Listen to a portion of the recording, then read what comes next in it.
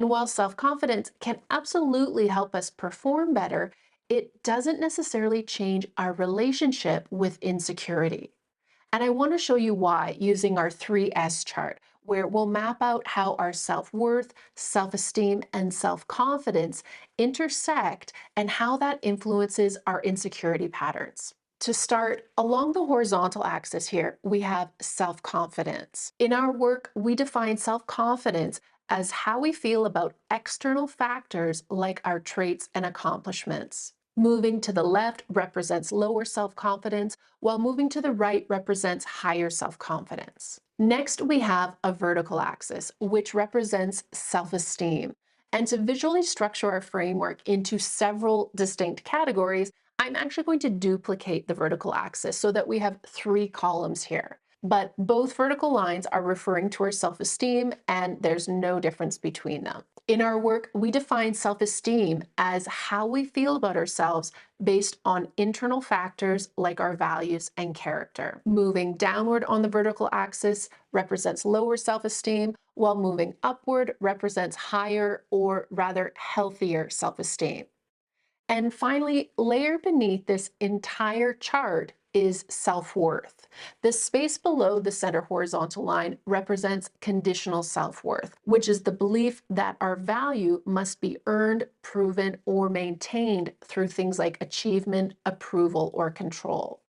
In contrast, the space above the center horizontal line represents unconditional self-worth, which is the belief that our value is inherent and unchanging, and that it exists independently of outcomes or external validation.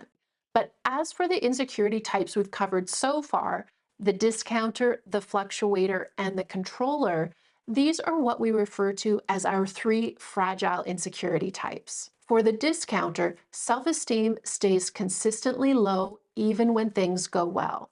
For the fluctuator, self-esteem rises with success but crashes with setbacks. And for the controller, although self-confidence is consistently high, self-esteem is fragile underneath. Now, when we look at the 3S chart, what becomes clear is that insecurity is experienced in unhealthy and unstable ways across all 3 of the fragile insecurity types, even for the controller who appears the most confident on the surface. And that is because insecurity isn't caused by a lack of self-confidence. That is our number 1 insight here, and it's the misunderstanding I want to clear up. Now, this may come as a surprise to many people, but confidence is not the cure for insecurity. Insecurity is a feeling we have about ourselves that is created by 2 things. First, it's created by the fear and self-doubt that exist between my current perception of who I think I am right now and who I think I should be, or who others think I should be, or who the world thinks I should be. And then second, we add on top of that the belief that who I am right now isn't good enough. And so to keep things simple, the working definition we use is that insecurity is a feeling we experience about ourselves that is rooted in the conscious or unconscious belief that we're not good enough. Now, we can feel uncertain, nervous, or doubtful about our external skills, abilities, and traits, which can absolutely impact our self-confidence. But insecurity isn't directly about those external factors.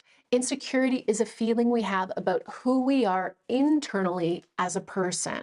And remember, our self-esteem refers to how we feel about ourselves internally as a person. So when we look at our 3 fragile insecurity types on the chart here, we can clearly see that self-confidence alone doesn't help us overcome insecurity, because insecurity is present in unhealthy ways with all 3 of these types. And that is because insecurity isn't directly connected to our self-confidence. Instead, insecurity is connected to our self-esteem, which means that the solution here needs to focus on self-esteem development, not on self-confidence.